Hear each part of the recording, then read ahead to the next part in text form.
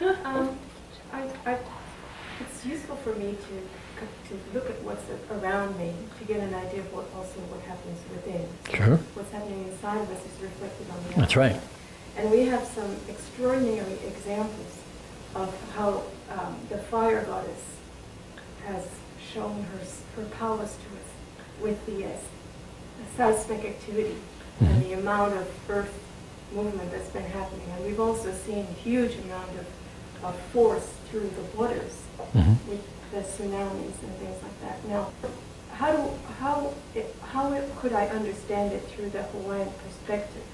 And how do I relate that to the goddesses that you've talked about? Well, this would be particularly either Haumea or Pele, but let's bring it right down to concreteness and practicalness, okay? If you live on the side of a volcano, don't be surprised if lava flows over your house, okay? Because lava flows on the sides of volcanoes. If you live in an earthquake-prone region, don't be surprised if earthquakes happen. Okay? It's not because the goddess doesn't like you or is angry or is kind of, she sometimes just has to quake. Now, there is another factor. And you can study this if you want to. I have to a great degree.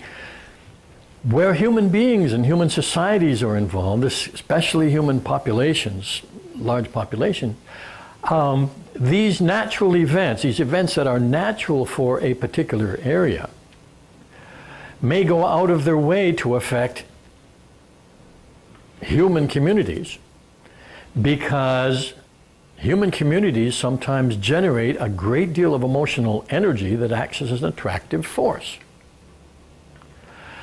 And these are primarily anger and fear.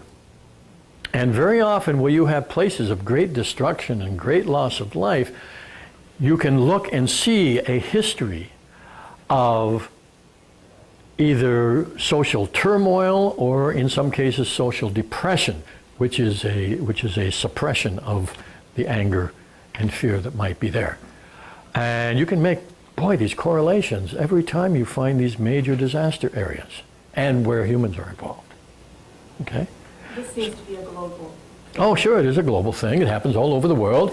And if we looked at, we just happened to follow on the internet the activity of earthquake, volcanic activity, even on this island, it's been increasing steadily. Well, not on this island, but on Big Island. The Big Island. It's been Right. increasing steadily for about 2 months. No, not really.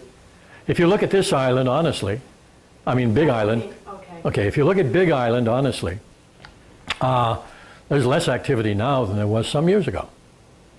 Okay? Yeah. It goes up and it goes down and it goes up and it goes down. It's not going constantly up. No, 2 months. Okay, all right. So for 2 months it might have been, and then there'll be some months where it'll go down again.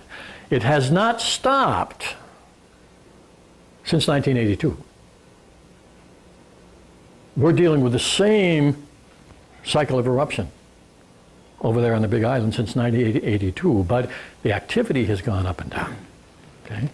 Within the context of continuous eruption. That's why they call Kilauea the most active volcano in the world, because it just doesn't stop.